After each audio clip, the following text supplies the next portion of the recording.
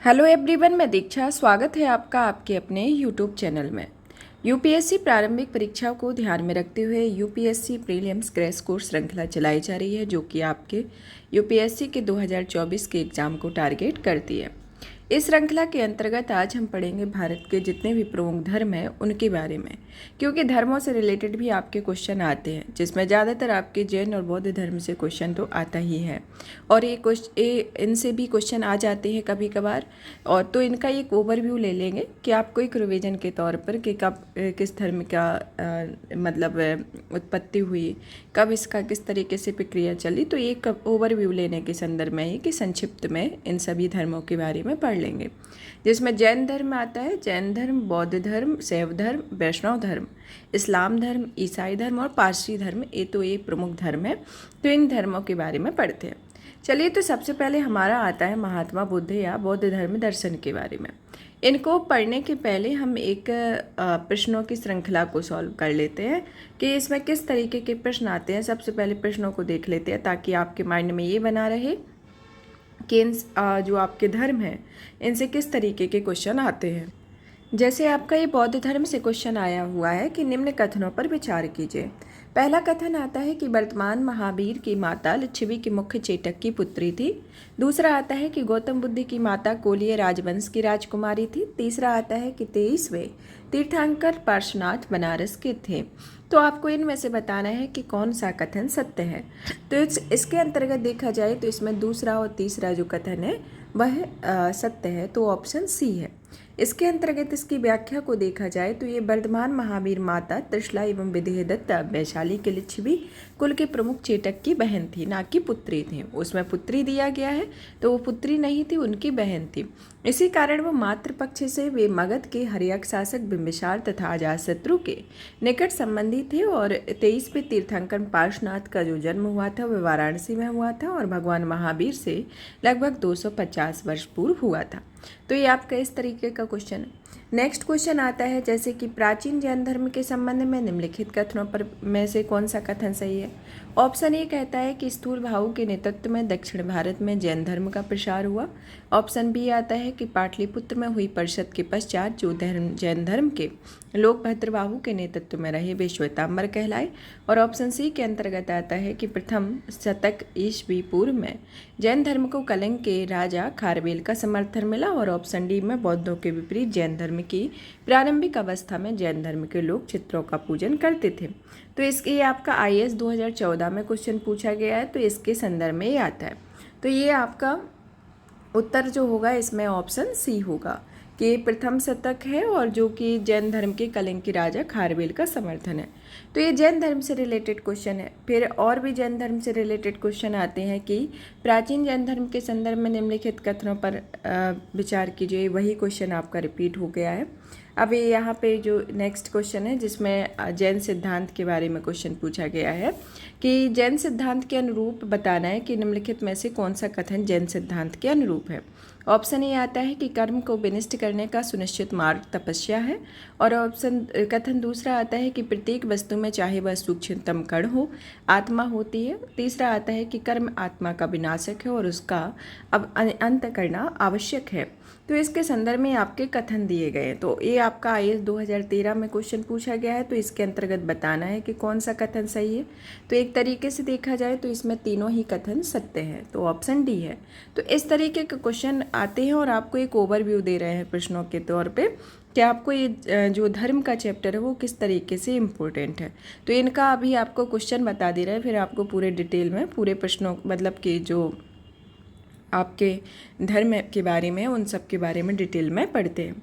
इसमें ये नेक्स्ट आता है इसके अंतर्गत कि हेलिडोरस का वेशनगर स्तंभ लेख का इसमें है, तो केवल वासुदेव से संबंधित है। तो ये आईएएस 1958 में पूछा गया था कि ये भागवत धर्म से संबंधित प्रथम उपलब्ध प्रस्तर स्मारक विदिशा वेशनगर का गरुड़ स्तंभ है। और इससे पता चलता है कि तक्षशिला के यवन राजदूत हेलिडोरस ने भागवत धर्म ग्रहण किया और स्तंभ की स्थापना करवाकर उसकी पूजा की थी। और इस पर उत्कीर्ण लेख हेलिडोरस को भागवत तथा वासुदेव को देव देवरस अर्थात देवताओं का देवता कहा गया है।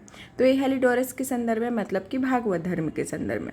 फिर ये बौद्ध धर्म से संबंधित क्वेश्चन आता है जो कि आपका 2013 में क्वेश्चन पूछा गया है कि कुछ शैलकृत बौद्ध गुफाओं को चैत्य कहते हैं जबकि अन्य को विहार कहते हैं। तो दोनों में अंतर क्या है? ऑप्शन ए दिया गया है कि विहार पूजा स्थल होता है जबकि चैत्य बौद्ध भिक्षुओं का निवास स्थान। ऑप्शन बी, चैत्य पूजा स्थल होते हैं जबकि विहार बौद्ध भिक्षुओं का निवास स्थान। ऑप्शन सी, चैत्य गुफा के दूर के सिरे पर स्तूप होता है जबकि विहार गुफा पर अक्षीय कक्ष होता है। तो दोनों में और ऑप्शन डी आता है कि दोनों में से कोई वस्तुपरक अंतर नहीं होता है। तो इसमें आपको उत्तर देखा जाए तो ऑप्शन बी है। इनको जब आप डिटेल में अभी पढ़ेंगे तो आपको जो भी नहीं समझ में आ रहा है तो वो उसमें अच्छे से समझ में आ जाएगा।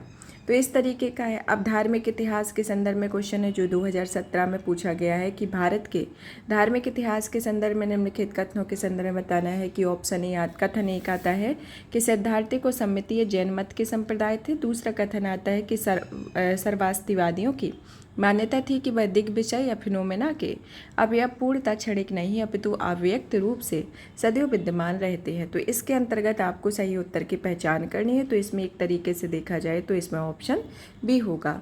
तो इस तरीके से ऑप्शन बी है क्योंकि सैद्धांतिक और सम्मितीय जो है जैन धर्म के नहीं है बल्कि बौद्ध धर्म के ये मत संप्रदाय है। और सार्वस्तिवाद का जो 3 शब्द होते हैं जैसे कि सर्वम, अस्ति और वाद, जिसमें सर्वम सभी तत्व, अस्ति अर्थात है। और इस प्रकार तृतीय बौद्ध संगति में जिन भिक्षुओं ने सभी तत्वों का अस्तित्व सभी कालों में स्वीकार भी किया है वे संगति छोड़कर कश्मीर चले गए और वह सार्वस्तिवादी कहलाए। और कनिष्क के काल में चौथी बौद्ध संगति कश्मीर में सार्वस्तिवादियों द्वारा आयोजित थी और इनका प्रभाव लगभग पूरे देश में फैल गया। तो इस तरीके से क्वेश्चन है। अब एक और क्वेश्चन को देख लेते हैं कि आरंभिक मध्ययुगीन समय में बौद्ध धर्म का पतन किन किन कारणों से हुआ। तो इसमें पतन के बारे में पूछा गया है जैसे, और एक कब क्वेश्चन पूछा गया है, ये आपका 2010 में पूछा गया है। पहला कथन कहता है कि उस समय तक बुद्ध विष्णु के अवतार समझे जाने लगे थे और वैष्णव धर्म का हिस्सा बन गए थे। दूसरा कथन आता है कि अंतिम गुप्त राजा के रूप में आक्रमण करने वाले मध्य एशिया की जनजातियों ने हिंदू धर्म को अपनाया और बौद्धों को सताया। तीसरा आता है कि गुप्त वंश के राजाओं ने बौद्ध धर्म का पुरजोर विरोध किया।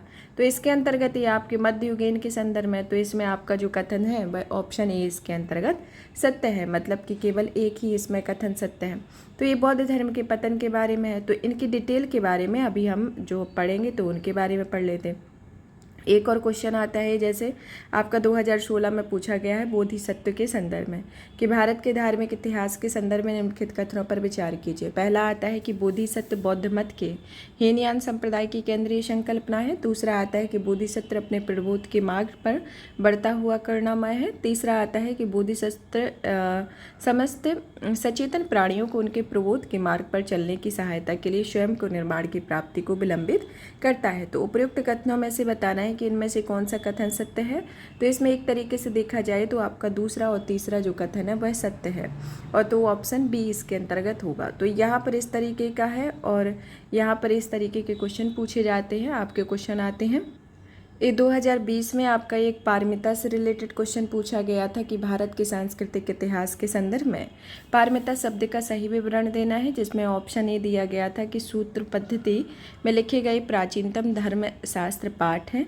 ऑप्शन बी में वेदों के प्राधिकार को अस्वीकार करने वाला दार्शनिक संप्रदाय। ऑप्शन सी परिपूर्णताएं जिनकी प्राप्ति से बोधिसत्व का पथ प्रशस्त हुआ। और ऑप्शन डी आरंभिक मध्यकालीन दक्षिण भारत की शक्तिशाली व्यापारिक श्रेणियाँ। तो इसके अंतर्गत आपका ऑप्शन सी उत्तर है।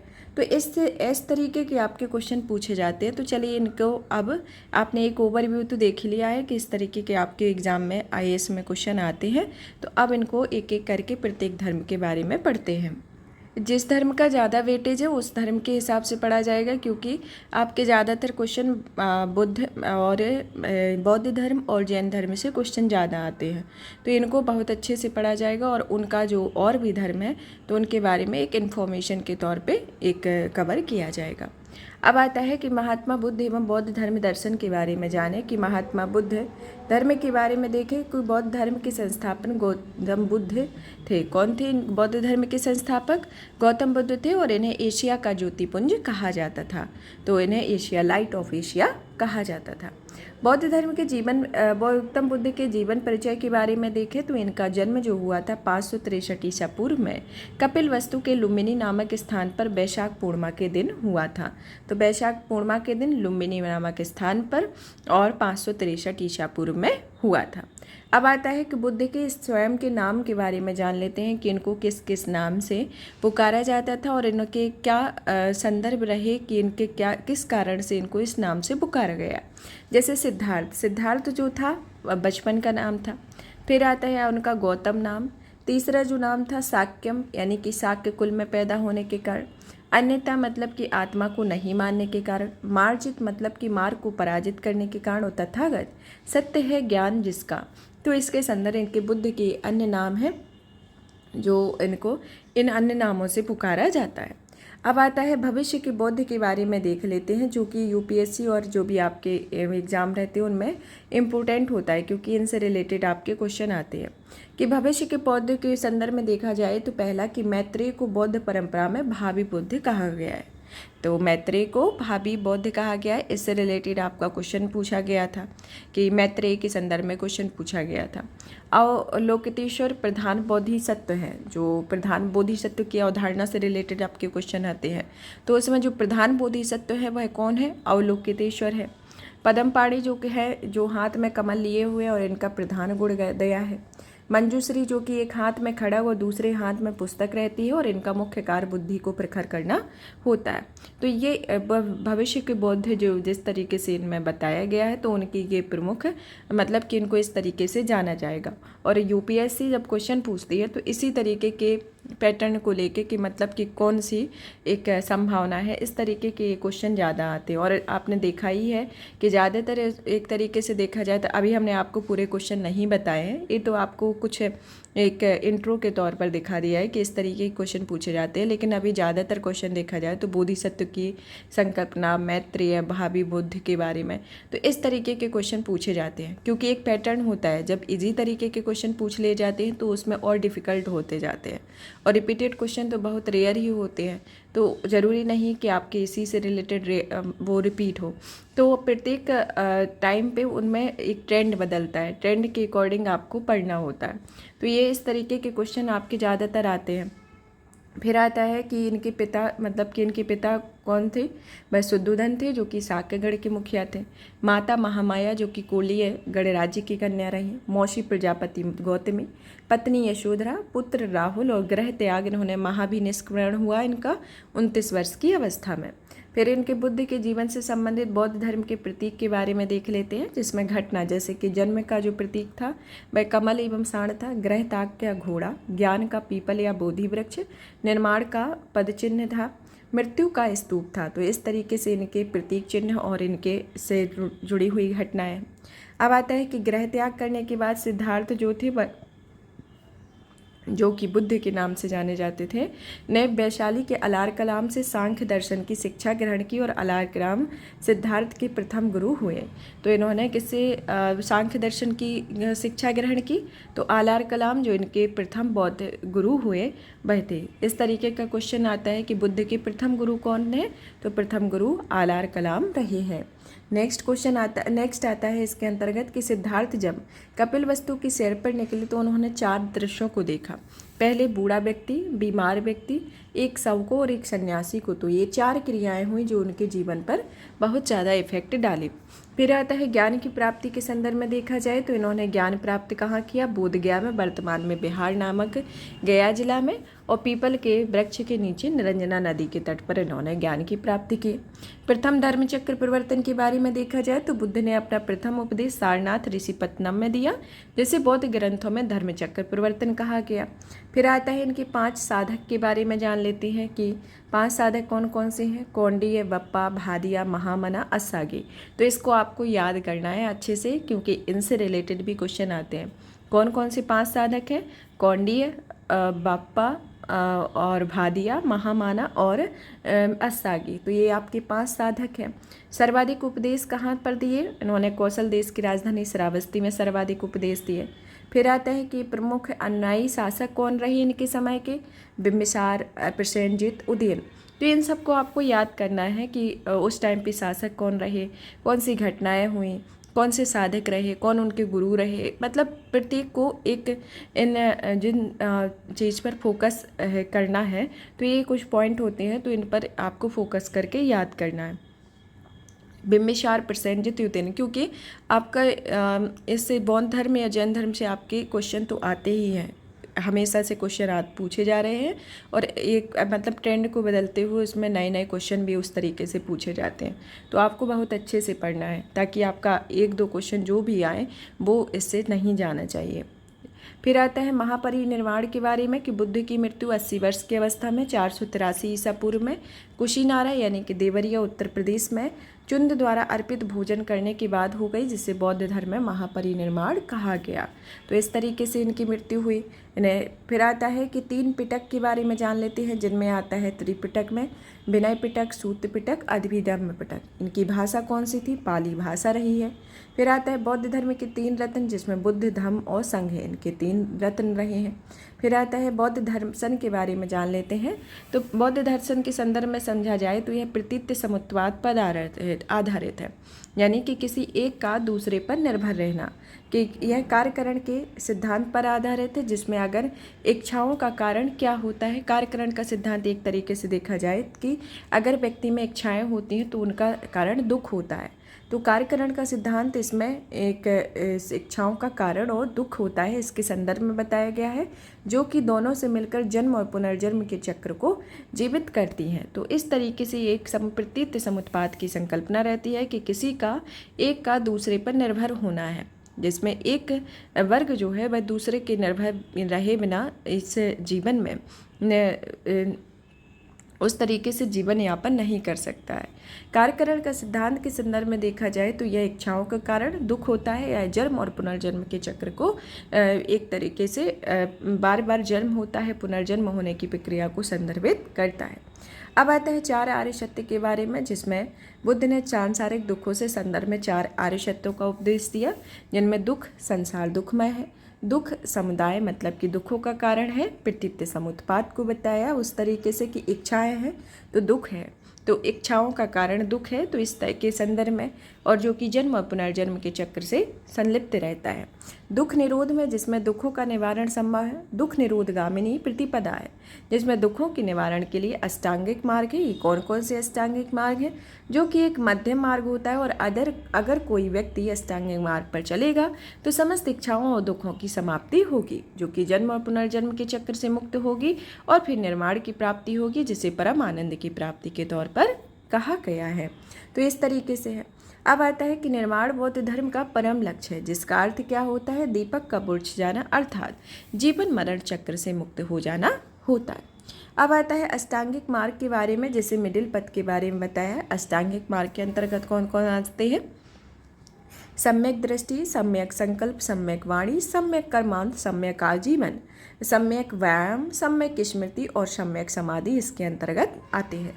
तो इस तरीके से ये बौद्ध धर्म के बारे में है। अब आता है बौद्ध सभाओं के बारे में, जैसे कि आपके अभी तक अष्टांगिक मार्ग को देखा हुआ है। अब बौद्ध सभाओं में जैसे कि इनकी 4 बौद्ध सभाएं हुई, जिसमें सभा प्रथम बौद्ध सभा कहाँ हुई? 483 ईसा पूर्व में राजगृह में। अध्यक्ष महाकश्यप थे, और किसके शासनकाल में? अजातशत्रु के शासनकाल में। द्वितीय बौद्ध संगति जो हुई 383 ईसा पूर्व में हुई, जो कि वैशाली नामक स्थान पर सभा कामी इसके अध्यक्ष थे, और शासनकाल इनके कालाशोक के समय में हुआ। फिर आता है तृतीय बौद्ध संगति, जो कि 251 ईसा पूर्व में हुई, पाटलिपुत्र के स्थान पर, और मोगलीपुत्र तिस्क इसके अध्यक्ष रहे, और शासनकाल अशोक का रहा। फिर आता है चतुर्थ बौद्ध संहति, जो कि 78 ईस्वी में हुई, और कुंडल वन में स्थान रहा। वसुमित्र और अश्वघोष इसके अध्यक्ष रहे, और कनिष्क के शासनकाल में हुई। तो इस तरीके से ये बौद्ध सभाएं इनके समय पर इन स्थानों इनके अध्यक्ष इस तौर पर रहे हैं, तो यहाँ आयोजित हुई। अब जब जो चतुर्थ बौद्ध संगति हुई थी, जो कुंडल वन में कनिष्क के समय में, तो उस टाइम पे जो बौद्ध धर्म था वो 2 भागों में बट गया था। तो बौद्ध धर्म किस भागों में बट गया था? 2 भागों में बट गया था, जिसमें महायान और हीनयान शाखा थी। महायान शाखा के अंतर्गत इसे 2 भागों में विभाजित किया गया, और हीनयान शाखा को भी 2 भागों में विभाजित किया गया। जैसे कि महायान शाखा में माध्यमिका या शून्यवाद के सिद्धांत को दिया गया, जिसमें कि कुछ नहीं का सिद्धांत का दिया गया। जो नागार्जुन के द्वारा दिया गया। और विज्ञानवाद व योगाचार का जो सिद्धांत दिया गया वो अशंग या वसुबंधु के द्वारा दिया गया। तो ये महायान के संदर्भ में। फिर आता है हीनयान के संदर्भ में देखा जाए तो यह वैभाषिक यानी कि विभाषा शास्त्र द्वारा वसुमित्र द्वारा लिखित है। स्वर संत्रिका जो कि कुमार लाल द्वारा रचित है। तो ये हीनयान के संदर्भ में आता है। तो ये बौद्ध धर्म के संप्रदाय को दो तरीके से डिवाइड किया गया है, जिनमें महायान और हीनयान को भी दो तरीके से डिवाइड किया गया है, जो कि महायान माध्यमिका और शून्यवाद के संदर्भ में और विज्ञानवाद और योगाचार के संदर्भ में, और हीनयान जो वैभाषिक और स्वर संत्रिका के संदर्भ में आता है। तो इस तरीके से होता है। अब चलिए जान लेते हैं कि महायान और बौद्ध धर्म जो हीनयान है उनके दर्शन में अंतर के बारे में, क्योंकि अंतर से रिलेटेड भी आपके क्वेश्चन आते हैं। कि महायान का जो अर्थ देखा जाए तो उनका अर्थ होता है उत्कृष्ट मार्ग और शब्दार्थिक। इसका हीनयान का जो शब्दार्थिक अर्थ होता है निम्न मार्ग। महायान में अष्टांगिक मार्ग का पालन करना छोड़ दिया गया और इनमें परोपकार एवं परजीवी पर बल दिया गया, जिसका उद्देश्य होता है मानव जाति का कल्याण। और हीनयान में अष्टांगिक मार्ग का पालन करना जारी रखा और यह व्यक्ति धर्म है जिनमें अनुसार प्रत्येक व्यक्ति को अपने प्रयत्नों में मोक्ष प्राप्त करना चाहिए। तो ये जो संकल्पना दी गई है महायान और हीनयान के संदर्भ में अपने अपने विचार दिए गए कि ये इस तरीके से कार्य करता है, इस तरीके से कार्य करता है। अब आता है कि महायानियों ने महात्मा बुद्ध को भगवान का दर्जा दिया और हीनयानियों ने महात्मा बुद्ध को एक धार्मिक शिक्षक माना, यानी कि महापुरुष माना। महात्मा बुद्ध की जो भक्ति की संकल्पना प्रस्तुत की और इनके सिद्धांत सरल एवं सर्वसाधारण के लिए सुलभ बनाए गए, और इन्होंने भक्ति की संकल्पना प्रस्तुत नहीं की और इनकी साधना पद्धति अत्यंत कठोर है। ये भिक्षु जीवन के समर्थक रहे। तो ये हीनयान के संदर्भ में। महायानियों ने मूर्ति पूजा प्रारंभ की और हीनयानियों ने प्रतीक के माध्यम से बुद्ध की पूजा की, जैसे पद चिन्ह, कमल इत्यादि के कारण। महायानियों ने निर्वाण प्राप्ति के लिए बोधिसत्व की संकल्पना प्रस्तुत की और यहाँ पर हीनयानियों ने बोधिसत्व को नहीं माना और इसका आदर्श अरहत पद को प्राप्त करना है। तो इस तरीके से ये बोधिसत्व की जो संकल्पना है तो किसके द्वारा उत्पन्न की गई, तो यह महायानियों के द्वारा की गई। तो इस तरीके से आता है। तो ये इनका मेजर डिफरेंसेस है। अब बोधिसत्व के बारे में जान लेते हैं कि बोधिसत्व क्या है, जो महायानियों के द्वारा यह संकल्पना दी गई और जिससे यूपीएससी में भी क्वेश्चन पूछे जाते हैं। बोधिसत्व एक तरीके से देखा जाए तो यह अपने प्रबोध मार्ग पर बढ़ता हुआ करुणामय है। यह बोधिसत्व समस्त सचेतन प्राणियों को उनके प्रबोध के मार्ग पर चलने में सहायता करने के लिए स्वयं निर्वाण प्राप्ति विलंबित करता है। महायान शाखा में बोधिसत्व ऐसे लोग होते हैं जो कि निर्वाण प्राप्ति के लिए करीब है, यानी कि काल्पनिक व्यक्ति, और जो बोधिसत्व अत्यधिक दयावान होते हों जो निर्वाण प्राप्ति में हमारी मदद करते हैं। मतलब कि एक मध्य मार्ग के संदर्भ में इनके बताया कि जो कि हमें प्रबोध के मार्ग पर ले जाएंगे और जो स्वयं निर्वाण प्राप्ति के लिए विलंबित करते हैं, यानी कि एक तरीके से प्रबोध के मार्ग पर ले जाने में हमारी सहायता करते हैं। यानी कि एक काल्पनिक व्यक्ति के तौर पर बोधिसत्व की अवधारणा को प्रस्तुत किया है, जिसमें कुछ वो बहुत ज़्यादा दयावान भी होते हों जो हमारी मदद करते हैं। इनके अंतर्गत आते हैं जैसे कि आपके अवलोकितेश्वर, पद्मपाणि, अमिताभ, क्षितिगर्भ, वज्रपाणि, ये प्रमुख है बोधिसत्व आते हैं। तो ये आपके इनको भी याद करना है, जिसमें अवलोकितेश्वर, पद्मपाणि, अमिताभ, क्षितिगर्भ और वज्रपाणि। फिर आता है आपका नेक्स्ट बौद्ध धर्म की लोकप्रियता के कारण को ध्यान लेते हैं कि बौद्ध धर्म के आकर्षक व्यक्तित्व होना, बुद्ध धर्म का सरल दर्शन होना। महात्मा बुद्ध ने अपने आप को आत्मा और परमात्मा के विवादों से दूर रखा। महात्मा बुद्ध ने उपदेश जनता की भाषा आम भाषा पाली में दिए। बोधिसत्व की संकल्पना निर्वाण प्राप्ति बेहद सरल मार्ग था और बौद्ध धर्म सभी के लिए खुला हुआ था, चाहे वह किसी भी जाति, धर्म, संप्रदाय या लिंग का ही क्यों ना हो, लेकिन कुछ लोगों को छोड़कर। जैसे अपराधी के संदर्भ में इन्होंने देखा कि राजा द्वारा दंडित 8 वर्ष से कम आयु के बच्चे में मठ नहीं आ सकते थे और ऋणी जिन्होंने कर ले रखा हो। तो इस तरीके से ये बोधिसत्व के लोकप्रियता के कारण रहे। तो ये आपका आता है बौद्ध धर्म। बौद्ध धर्म से रिलेटेड आता है। अब आते हैं नेक्स्ट धर्म के बारे में। जैन धर्म के बारे में आप पढ़ते हैं। जैन धर्म में सबसे पहले तो आता है कि जैन धर्म के संस्थापक एवं प्रथम तीर्थंकर कौन रहे हैं? ऋषभदेव रहे। जैन धर्म में 23वें तीर्थंकर पार्श्वनाथ थे, जो काशी के इक्ष्वाकु वंशीय राजा अश्वसेन के पुत्र थे। इन्होंने 30 वर्ष की अवस्था में संन्यास जीवन को स्वीकारा।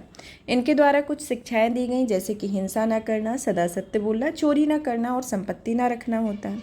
महावीर स्वामी जैन धर्म के 24वें और अंतिम तीर्थंकर रहे। महावीर स्वामी का जो जन्म है वह 540 ईसा पूर्व में कुंडग्राम वैशाली में हुआ। इनके पिता सिद्धार्थ ज्ञातक कुल के सरदार थे और माता त्रिशला लिच्छवी राजा चेटक की बहन थी। तो ये किसकी थी? बहन थी। और उसमें जो क्वेश्चन किस तरीके से पूछा गया था कि पुत्री थी। तो ये जो आपको कुछ कुछ की पॉइंट है उनको आपको याद करना है, मतलब कि इसको मतलब नोटिस करना है। याद तो आप कर ही रहे हैं लेकिन नोटिस करना है कि ये बहन थी या पुत्री थी। तो इस ऐसे ही आपके क्वेश्चन आपको कंफ्यूज करने के लिए पूछे जाते हैं। महावीर की पत्नी का नाम यशोदा और पुत्री का नाम अनुजा प्रियदर्शनी था।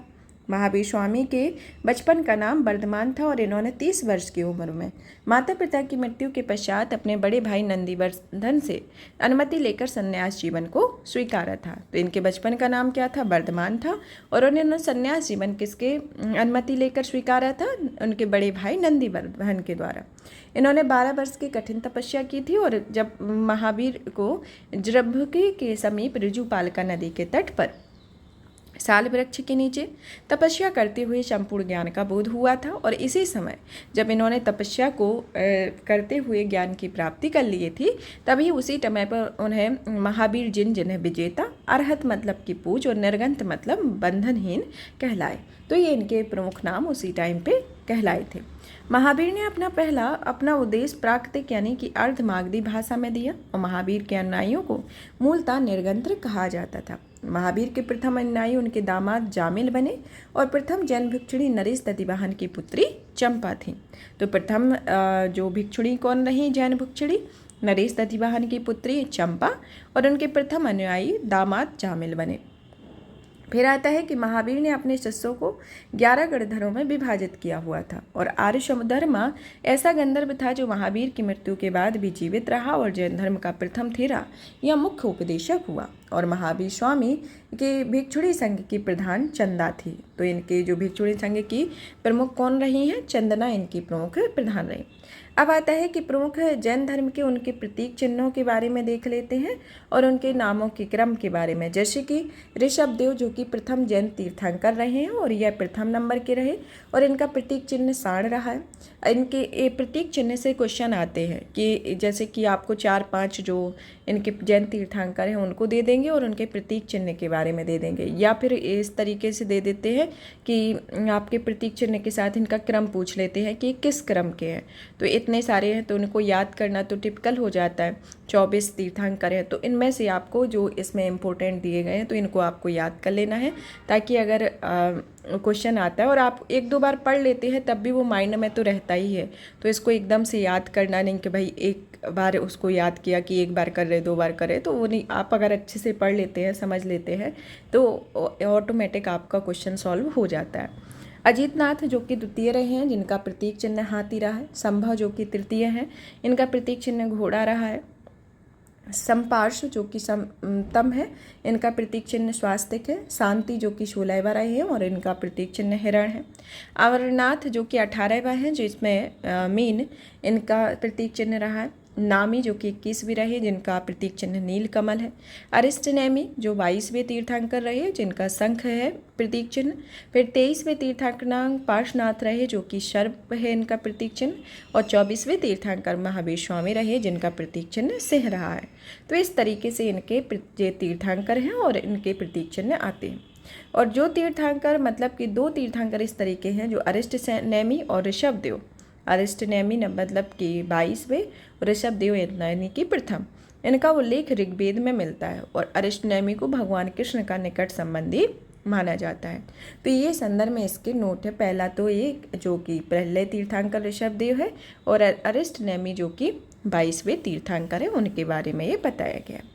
अब आता है कि लगभग 300 ईसा पूर्व में मगध में 12 वर्षों का भीषण अकाल पड़ा। उस टाइम पे जिन्होंने मतलब कि ये घटना वो है जब भद्रबाहु और स्थूलभद्र मतलब कि ये 2 तरीके से जब श्वेतांबर और दिगंबर में ये बटा हुआ था तो उनके बारे में ये की अवधारणा है कि उस टाइम पे ऐसी घटना हुई थी जिस कारण से इन्हें श्वेतांबर और दिगंबर कहा गया। क्योंकि जो जैन भिक्षु होते हैं वह 2 तरीके के होते हैं, एक तो कुछ श्वेतांबर होते हैं, कुछ दिगंबर होते हैं। तो इनमें उस टाइम पे ये घटना हुई तब से इन दोनों में मतलब कि डिफरेंसेस आया कि ये 2 संप्रदायों में बट गया कि जब 300 ईसा पूर्व में मगध में एक भीषण अकाल पड़ा था 12 वर्षों का। उस टाइम पे जो भद्रबाहु अपने शिष्यों के साथ कर्नाटक चले गए थे और उनके कुछ अनुयायी जो रहे थे बस स्थूलभद्र के साथ मगध में ही रुक गए थे। और भद्रबाहु के वापस लौटने पर मगध के साधुओं से उनका गहरा मतभेद हो गया था, जिसके परिणाम स्वरूप जैन मत श्वेतांबर एवं दिगंबर नामक 2 संप्रदायों में बट गया था। स्थूलभद्र के जो शिष्य श्वेतांबर कहलाए थे, जो श्वेत वस्त्र धारण करने वाले थे, और भद्रबाहु के शिष्य जो थे वह दिगंबर कहलाने लगे, जो कि नग्न रहने वाले थे। तो इस तरीके से ये 2 संप्रदायों में बटा और ये घटनाक्रम है, उस टाइम से ये आज तक ये प्रक्रिया चल रही है। अब आता है कि जैन संगतियों के बारे में। इसकी 2 प्रथम जैन संगतियाँ हुई, जिसमें पहली तो आती है प्रथम जो कि 300 ईसा पूर्व में हुई पाटलिपुत्र में, और इसके अध्यक्ष स्थूलभद्र रहे। दूसरी हुई 512 ईस्वी में वल्लभी गुजरात में, इसके अध्यक्ष क्षमा श्रवण रहे। जैन धर्म के त्रिरत्न की बात की जाए तो इसमें सम्यक दर्शन, सम्यक ज्ञान, सम्यक आचरण है। त्रिरत्न के अनुशीलन में 5 महाव्रत हैं का पालन किया गया, जिसमें अहिंसा, सत्य वचन, असत्य, अपरिग्रह एवं ब्रह्मचर्य। इसमें 4 जो महाव्रत थे वह तो पहले से ही थे, लेकिन महावीर स्वामी के द्वारा ये 5वां ब्रह्मचार्य को जोड़ा गया था। जैन धर्म के 4 वरों, जिसमें कि शिक्षा, अन्न, चिकित्सा और आवास सिद्धांत इसे लोकप्रिय बनाने में मदद करता है। जैन धर्म में ईश्वर की मान्यता नहीं है। जैन धर्म में आत्मा की मान्यता है। इस तरीके के भी क्वेश्चन आते हैं कि वो कर्म पे विश्वास करते थे या पुनर्जन्म पे विश्वास करते थे, आत्मा को मानते थे या नहीं थे, ईश्वर को मानते थे या नहीं थे। तो इनको आपको थोड़ा नोटिस करना है। तो जैन धर्म में ईश्वर की मान्यता नहीं है, तो जैन धर्म में आत्मा की मान्यता है, मतलब कि ईश्वर की मान्यता नहीं है लेकिन आत्मा की मान्यता है। महावीर पुनर्जन्म और कर्मवाद में विश्वास करते थे। जैन धर्म के सप्तभंगी ज्ञान के अन्य नाम जैसे स्यादवाद व अग्निकांतवाद है। जैन धर्म में अपने आध्यात्मिक विचारों को सांख्य दर्शन से ग्रहण किया, और जैन धर्म को मानने वालों के कुछ राजा, जिनमें उदयन, वंद राजा, चंद्रगुप्त मौर्य, कलिंग नरेश खारवेल, राष्ट्रकूट राजा अमोघ वर्ष और चंदेल शासक रहे हैं। तो ये जैन धर्म को मानने वाले प्रमुख शासक रहे हैं। फिर आता है मैसूर गंग के गंग वंश के मंत्री चामुंड के प्रोत्साहन से कर्नाटक के श्रवणबेलगोवा में 10वीं शताब्दी के मध्य भाग में विशाल बाहुबली की मूर्ति, ये जो कि गोमतेश्वर का मूर्ति की निर्माण कराया गया, और गोमतेश्वर की प्रतिमा कार्ययुक्त सर्ग मुद्रा में है। और यह महावीर की तपस्या की इस मुद्रा में अपने चारों ओर के वातावरण से अनभिज्ञ और उनके पैरों में सांप लपेटे हुए हैं, और चींटियों ने मिट्टी के घरौंदे बना दिए, और यह मूर्ति 18 मीटर ऊंची पर एक ही चट्टान को काटकर बनाई गई है। तो ये मूर्ति की विशेषता है। फिर आता है खजुराहो में जैन मंदिरों का निर्माण चंदेल शासकों द्वारा कराया गया। मौर्योत्तर युग में मथुरा जैन धर्म का प्रसिद्ध केंद्र था तथा मथुरा किला का संबंध जैन धर्म से था। जैन धर्म की जीवनी जैन तीर्थंकरों की जीवनी भद्रबाहु द्वारा रचित कल्पसूत्र में है, और 72 वर्ष की आयु में महावीर की मृत्यु यानी कि निर्वाण प्राप्ति हुई, वो भी 468 ईसा पूर्व में, जो कि बिहार राज्य के पावापुरी राजगीर में और मल्ल राजा सरस्तीपाल के राजप्रसाद में महावीर स्वामी को निर्वाण प्राप्त हुआ था। तो यह जैन धर्म के बारे में है। अब आता है हमारा नेक्स्ट बौद्ध धर्म। बौद्ध धर्म को हम लोग ऑलरेडी पढ़ चुके हैं, फिर भी एक कुछ है उनको देख लेते हैं। जैसे कि इनके प्रतीक चिन्ह के बारे में ये देखा हुआ है कि इसमें जैसे कि जन्म का कमल एवं शाण ग्रह, त्याग का घोड़ा, ज्ञान का पीपल बोधि वृक्ष, प्रथम उपदेश का जो चक्र रहा है, निवाण प्राप्ति का पद चिन्ह और मृत्यु का स्तूप रहा है। तो इस तरीके से है। अब और आता है इसके संदर्भ में, इनके संदर्भ में कि जैसे कि ये सूत्र पिटक जो था, सूत्र पिटक जो आपका था, तो उसके 5 निकाय थे। कौन कौन से? दीर्घ, मध्यम, संयुक्त, अंगुत्तर और खद्दक। बुद्ध के पूर्व जन्मों में जुड़ी जातक कथाएं, जैसे कि खुद्दक निकाय की 15 पुस्तकों में से एक है, और खुद्दक निकाय में धम्म पद यानी कि नैतिक उपदेशों का पदात्मक संकलन, और थेर गाथा जो कि बौद्ध भिक्षुओं का गीत, और थेरी गाथा बौद्ध भिक्षुणियों का गीत के संदर्भ में आता है। बौद्ध धर्म अनीश्वरवादी संकल्पना पर आधारित है। इसमें आत्मा की परिकल्पना भी नहीं है, और यहाँ पुनर्जन्म की मान्यता है। तृष्णा को क्षीण हो जाने की अवस्था को ही बुद्ध ने निर्माण कहा है, और विश्व दुखों से भरा है सिद्धांत बुद्ध ने उपदेशों में दिया है। और इसमें जो अनुयायी थे, जो 2 भागों में विभाजित थे बुद्ध के अनुयायी, जिनमें भिक्षुक और उपासक थे। बौद्ध धर्म के प्रचार के लिए जिन्होंने संन्यास ग्रहण किया था वो भिक्षुक थे, और उपासक वह कहलाए जिन्होंने गृहस्थ जीवन व्यतीत करने के ते हुए बौद्ध धर्म अपनाने के लिए उपासक कहा है। तो इनके दो प्रमुख भागों में विभाजित किया, और इसमें सम्मिलित होने वाली न्यूनतम आयु 15 वर्ष थी, और बौद्ध धर्म में प्रविष्ट होने को उपसंपदा कहा जाता है। बौद्ध धर्म के त्रिरत्न पहले ही आपने देख लिया कि बुद्ध, धम्म और संघ आते हैं। बौद्ध धर्म की सभाओं के बारे में भी कि जो आपकी चौथी सभा हुई थी उसमें महायान और हीनयान में डिवाइडेड हुई। महायान संप्रदाय जो थी वह आदर्श बोधिसत्व की अवधारणा पर आधारित थी, जो कि दूसरे के कल्याण की प्राथमिकता देते हुए निर्माण प्राप्ति में विलंब करते हों उनके लिए प्राथमिकता देने के संदर्भ में इसको शुरू किया गया था। हीनयान ये था कि अरहत पद को प्राप्त करना था, जो कि व्यक्ति अपनी साधना से निर्माण प्राप्ति करते हैं उन्हें अरहत प्राप्त होता है। इन्होंने जो धार्मिक जुलूसों का प्रारंभ सबसे पहले बौद्ध धर्म के द्वारा प्रारंभ किया गया था, और बौद्धों का सबसे पवित्र त्यौहार जो है वह वैशाख पूर्णिमा है, जिसे बुद्ध पूर्णिमा के नाम से जाना जाता है। इनका महत्व इसलिए है क्योंकि बुद्ध पूर्णिमा के ही दिन बौद्ध का जन्म, ज्ञान की प्राप्ति और महानिर्वाण की प्राप्ति हुई थी, महापरिनिर्वाण की प्राप्ति हुई थी। तो कौन कौन सी घटनाएं हुई थी बुद्ध पूर्णिमा के दिन? बुद्ध का जन्म, बुद्ध के ज्ञान की प्राप्ति और महापरिनिर्वाण एक ही दिन हुआ था। तो इनका एक प्रमुख त्यौहार है जो कि वैशाख पूर्णिमा के दिन मनाया जाता है। अब इसमें 4 आर्य शक्ति: दुख, दुख समुदाय, दुख निरोध गामिनी, अष्टांगिक मार्ग, सम्यक दृष्टि, सम्यक संकल्प, सम्यक ज्ञान, सम्यक वाणी, सम्यक कर्मांत, सम्यक आजीवन, सम्यक व्यायाम, सम्यक स्मृति, सम्यक समाधि है। बुद्ध के अनुसार अष्टांगिक मार्गों का पालन करने के उपरांत ही मनुष्य को भवतृष्णा ऐसे नष्ट हो जाता है और निर्वाण प्राप्त होती है। अब निर्वाण प्राप्ति मतलब कि बौद्ध धर्म का परम लक्ष्य है, जिसका अर्थ क्या होता है? दीपक का बुझ जाना, यानी कि जन्म मरण के चक्र से मुक्ति हो जाना। और बुद्ध ने निर्वाण प्राप्ति के लिए सरल बनाने के लिए 10 सीलों पर बल दिया है, जिसमें अहिंसा, सत्य, असत्य, चोरी नहीं करना, अपरिग्रह, किसी प्रकार की संपत्ति ना रखना, मद्य सेवन ना करना, असमय भोजन ना करना, सुखप्रद बिस्तर पर नहीं सोना, धन संचय ना करना, स्त्रियों से दूर रहना, नृत्य गान आदि से दूर रहना। गृहस्थों के लिए केवल 5 सील तथा भिक्षुओं के लिए 10 सीलों को मानना अनिवार्य था। बुद्ध ने मध्य मार्ग यानी कि मध्यमा प्रतिपदा का उपदेश दिया, और अनिश्वरवाद के संदर्भ में बौद्ध धर्म और जैन धर्म में समानता है। जातक कथाएं प्रदर्शित करती हैं जो कि बोधिसत्व का अवतार मनुष्य के रूप में भी हो सकता है और पशुओं के रूप में भी। बोधिसत्व के रूप में पुनर्जन्मों की दीर्घ श्रृंखला के अंतर्गत बुद्ध ने शाक्य मुनि के रूप में अपना अंतिम जन्म प्राप्त किया, किंतु इनके उपरांत मैत्रेय और अन्य अनाम बुद्ध भी अवतरित होने शेष हैं। सर्वाधिक बुद्ध मूर्तियों का निर्माण कहाँ किस शैली में किया गया है? गांधार शैली में किया गया है, लेकिन बुद्ध की प्रथम मूर्ति जो है वह मथुरा शैली के अंतर्गत बनी है।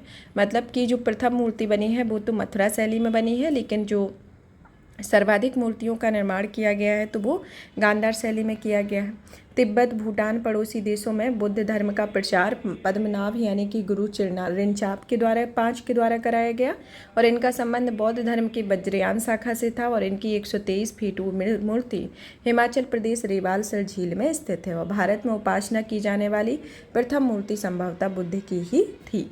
तो ये बुद्ध के संदर्भ में और भी जो पॉइंट रह गए थे उनको एड ऑन किया गया है। अब भारत में महत्वपूर्ण बौद्ध मठ के बारे में जान लेते हैं, जैसे कि ताबो मठ जो कि तबो गांव स्पीति घाटी हिमाचल प्रदेश में है। नामग्याल मठ धर्मशाला में है हिमाचल प्रदेश में। हेमिस मठ लद्दाख में है। रिथिक्से मठ लद्दाख में, और सासुर मठ लाहौल स्पीति हिमाचल प्रदेश में। मेड्रोलिंग मठ जो है देहरादून में है उत्तराखंड में। रूमटेक मठ आपका गंगटोक सिक्किम में है। तवांग मठ अरुणाचल प्रदेश में है। नाम ड्रॉलिंग मठ जो है वह मैसूर में है कर्नाटक में, और बोधि मंडा मठ बोध गया में बिहार में स्थित है। तो ये प्रमुख बौद्ध मठ है। अब आता है हमारा नेक्स्ट धर्म शैव धर्म के बारे में। शैव धर्म जो है वह भगवान शिव की पूजा करने वालों और शिव से संबंधित धर्म को शैव धर्म कहा जाता है।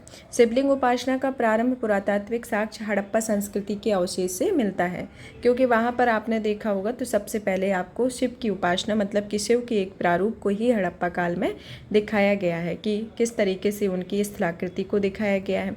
ऋग्वेद में शिव के लिए रुद्र नामक देवता का उल्लेख है, और अथर्ववेद में शिव को भाव सर्व पशुपति भूपति कहा गया है। तो शिव को क्या क्या कहा गया है अथर्ववेद में?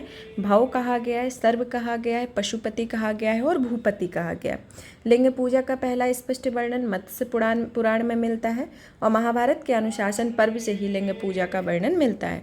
तो महाभारत का जो अनुशासन पर्व है वहाँ पर लिंग पूजा का प्रमाण मिलता है और इनका स्पष्ट वर्णन मत्स्य पुराण में पहली बार देखने को मिला हुआ है। रुद्र की पत्नी के रूप में पार्वती का नाम तैत्तिरीय आरण्यक में मिलता है और शिव की पत्नी की सौम्य रूप में पद्मा, पार्वती, उमा, गौरी और भैरवी हैं। वामन पुराण में शैव संप्रदाय की संख्या 4 बताई गई है, जिसमें पाशुपत, कापालिक, कालमुख और लिंगायत रहे हैं। तो ये कौन कौन से रहे हैं? पाशुपत, कापालिक, कालामुख और लिंगायत रहे। पाशुपत संप्रदाय शैवों को सर्वाधिक प्राचीन संप्रदाय है और इसके संस्थापक लकुलेश थे, जिन्हें भगवान शिव के 18 अवतारों में से एक माना जाता है। और पाशुपत संप्रदाय के अनुयायियों को पंचातीर्थ कहा गया और इस मत का प्रमुख सैद्धांतिक ग्रंथ पाशुपत सूत्र है और इस श्री कर पंडित एक विख्यात पाशुपत आचार्य थे। संप्रदाय और उनके संदर्भ में संस्थापक को देख लेते हैं, जिनमें आजीवक संप्रदाय, जिनके संस्थापक मखलीपुत्र गोशाल, घोरक क्रियावादी, जिसके संस्थापक पुराणकश्यप, यदृच्छावाद के संप्रदाय के जो संस्थापक रहे हैं आचार्य अजित, और भौतिकवादी संप्रदाय के जो संस्थापक रहे हैं पगुत्काक्षैन यानी कि भौतिक दर्शन, और अनिश्चयवादी के संप्रदाय के संस्थापक संजय बैठलीपुत्र रहे हैं। तो ये प्रमुख संप्रदाय हैं और इनके ये प्रमुख संस्थापक रहे हैं। अब आता है कि कालामुख संप्रदाय के अनुयायियों को शिव पुराण में महाव्रतधर कहा गया है और इस संप्रदाय के लोग नर कपाल में ही भोजन, जल तथा सुरापान करते हैं और साथ ही अपने शरीर पर चिता की भस्म लगाते हैं या मलते हैं। लिंगायत संप्रदाय दक्षिण में प्रचलित था, जहाँ जंगम भी कहा जाता है और इस संप्रदाय के लोग शिवलिंग की पूजा उपासना करते हैं। शून्य संपादनी लिंगायतनों का मुख्य धार्मिक ग्रंथ है। बसव पुराण में लिंगायत संप्रदाय के प्रवर्तक अल्लभ प्रभु तथा उनके शिष्य बासव को बताया गया और इस संप्रदाय में वीर शैव संप्रदाय भी कहा जाता है। एक तरीके से नोट को देखा जाए तो यह बासव तथा उनका भतीजा चन्ना बासव कर्नाटक के कलचुरी राजाओं के दरबार में रहते थे और जैनों के साथ कठिन संघर्ष के उपरांत उन्होंने अपने मत की स्थापना की और उन्होंने जाति प्रथा का कड़ा विरोध किया और उपवास, प्रीति भोज, तीर्थ यात्रा एवं बलि प्रथा को भी अस्वीकार किया, बाल विवाह का विरोध किया और विधवा विवाह की अनुमति दी। तो इनके संदर्भ में ये प्रमुख स्पेशलिटी है, मतलब कि इनकी प्रमुख विशेषता है कि इन्होंने क्या किया।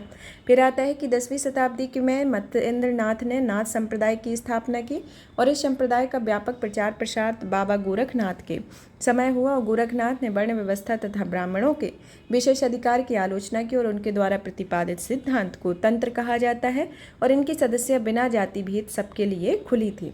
दक्षिण भारत में शैव धर्म चालुक्य, राष्ट्रकूट, पल्लव और चोलों के समय लोकप्रिय रहा। पल्लव काल में शैव धर्म का प्रचार प्रसार नायनारों के द्वारा किया गया और नायनार संतों की संख्या 63 बताई गई है, जिनमें अपार, तिरुज्ञान, सुंदरमूर्ति आदि के नामों का उल्लेख किया गया। पशुपतिनाथ मंदिर के बारे में, जो कि नेपाल की राजधानी काठमांडू से 3 किलोमीटर उत्तर पश्चिम में बागमती नदी के किनारे देवपाटन गांव में स्थित एक शिव मंदिर है। नेपाल में धर्मनिरपेक्ष राष्ट्र बनने से पहले यह मंदिर राष्ट्रीय देवता भगवान पशुपतिनाथ को मुख्य निवास माना जाता और इस मंदिर परिसर को 1989 में यूनेस्को विश्व सांस्कृतिक विरासत स्थल के रूप में सूचीबद्ध किया गया और मुख्य मंदिर का निर्माण वास्तुकला की नेपाली पैगोडा शैली में हुआ है। तो इसके संदर्भ में आता है एलोरा की प्रसिद्ध कैलाश मंदिर का निर्माण राष्ट्रकूटों ने करवाया। चोल शासक राजराज प्रथम ने तंजौर में प्रसिद्ध राजराजेश्वर शैव मंदिर का निर्माण करवाया, जिसे बृहदीश्वर मंदिर के नाम से जाना गया। कुषाण शासकों की मुद्राओं पर शिव एवं नंदी का एक साथ अंकन प्राप्त होता है। तो इस तरीके से इस धर्म के बारे में है, शैव धर्म के बारे में। अब आता है वैष्णव धर्म, जिसमें कि एक संदर्भ में देखा जाए तो इनकी प्रारंभिक जानकारी उपनिषदों से मिलती है। इनका विकास भागवत धर्म में हुआ। यह नारायण के पूजक मूलतः पंचरात्र कहलाते थे। वैष्णव धर्म प्रवर्तक कृष्ण के थे, जो कि वृषण कबीले के थे और इनका निवास स्थान मथुरा था। कृष्ण का उल्लेख सर्वप्रथम छांदोग्य उपनिषद में देवकी पुत्र और अंगरीष के शिष्य के रूप में हुआ है। वासुदेव कृष्ण का सबसे प्रारंभिक उल्लेखीय साक्ष्य पेशनगर स्तंभ अभिलेख में पाया गया है।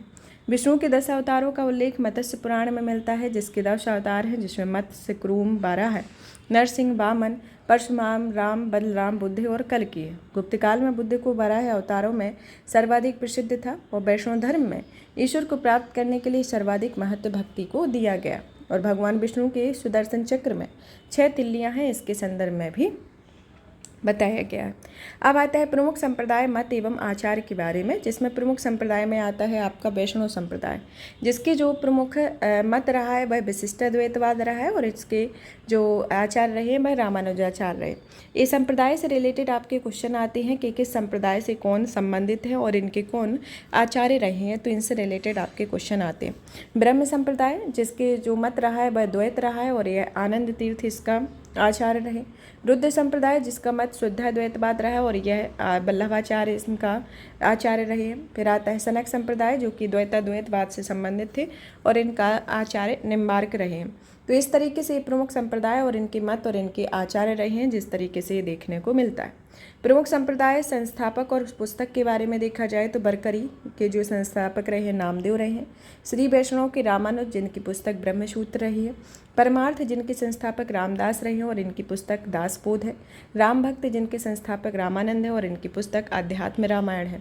अब आता है अंकुर वाट का मंदिर, जो कि कंबोज के राजा सूर्यवर्मा द्वितीय के द्वारा 1113 से 1150 ईस्वी में बनवाया गया था और इस मंदिर में निर्माण में लगभग 10.5 फीट ऊंची भगवान विष्णु की मूर्ति स्थापित है।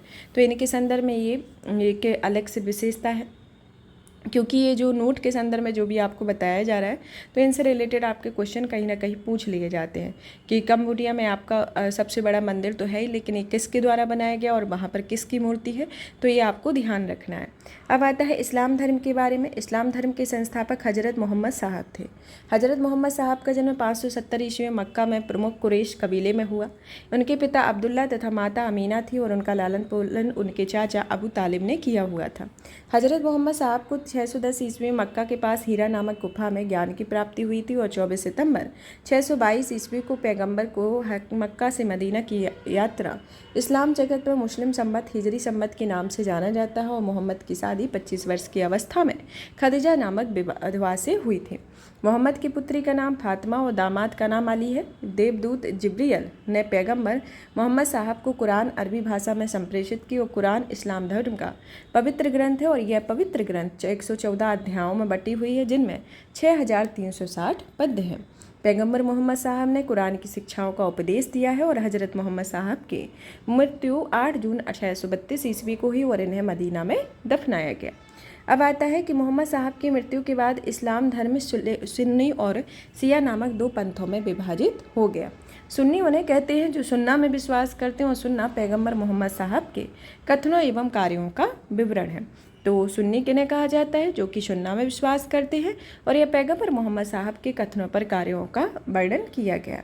शिया अली की शिक्षाओं में विश्वास करते और उन्हें मोहम्मद साहब का न्याय सम्मत उत्तराधिकारी मानते और अली मोहम्मद साहब के दामाद थे। तो इनके संदर्भ में शिया और सुन्नी के संदर्भ में अली की 661 ईस्वी में हत्या कर दी गई और अली के पुत्र हुसैन की हत्या 680 ईस्वी में करबला इराक नामक स्थान पर कर दी गई और इन दोनों की हत्या में शिया को निश्चित मत दे दिया गया। पैगंबर मोहम्मद साहब के उत्तराधिकारी खलीफा कहलाए और इस्लाम जगत में खलीफा पद 1924 तक ईस्वी तक रहा और 1924 ईस्वी से इसे तुर्की के शासक मुस्तफ़ा कमाल पाशा ने इसे समाप्त कर दिया और इब्न इसाक ने सर्वप्रथम पैगंबर साहब का जीवन चरित्र लिखा हुआ है। मोहम्मद साहब पैगंबर के जन्मदिन के लिए ईद मिलाद उन नबी पर्व मनाया जाता है और भारत में सर्वप्रथम इस्लाम का आगमन अरबों के जरिए हुआ और 712 ईस्वी में अरबों ने सिंध जीत लिया और सबसे पहले भारत को इसी भाग में इस्लाम महत्वपूर्ण धर्म बना। इसी के बाद यह धर्म प्रमुख धर्म बना। नमाज के दौरान मुसलमान मतलब कि एक बात को देखा जाए कि जब नमाज की जाती है तब जो मुसलमान हैं वह मक्का की तरफ मुँह करके खड़े होते हैं, क्योंकि मक्का पश्चिम की ओर पड़ता है और मक्का की ओर की दिशा किबला कहला जाता है। तो इस तरीके से जब नमाज पढ़ते हैं तो इस तरीके की ये स्थिति होती है। अब आता है हमारा नेक्स्ट धर्म ईसाई धर्म के बारे में। ईसाई धर्म के संस्थापक ईसा मसीह, इनका प्रमुख ग्रंथ बाइबल है। ईसा मसीह का जन्म जेरूशलम के निकट बैतलहम नामक स्थान पर हुआ और ईसा के जन्म दिवस को क्रिसमस के रूप में मनाया जाता है। ईसा मसीह की माता का नाम मैरी और पिता का नाम जोसेफ है। ईसा ने अपने जीवन के प्रथम 30 वर्ष एक बड़े के रूप में बेथलेहम के निकट नाजरेत यानी कि इजराइल में बिताए और ईसा मसीह के प्रथम 2 शिष्य जिसमें एंड्रूज और पीटर रहे। ईसा मसीह को सूली पर रोमन गवर्नर पोंटियंस ने चढ़ाया। ईसा मसीह को 33 ईस्वी में सूली पर चढ़ाया गया। ईसाई धर्म का सबसे पवित्र चिन्ह जो है वह क्रॉस है और ईसाई त्रित्व में विश्वास करते हैं जिसमें ईश्वर पिता, ईश्वर पुत्र और ईश्वर पवित्र आत्मा, तो ये 3 पर विश्वास करते हैं।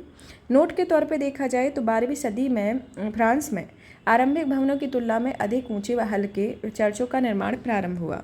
वास्तुकला की यह शैली गॉथिक नाम से जानी जाती है और इस वास्तुकलात्मक शैली को सर्वोत्कृष्ट उदाहरणों में एक पेरिस की नॉर्थेंडम चर्च है, तो इसके संदर्भ में आता है।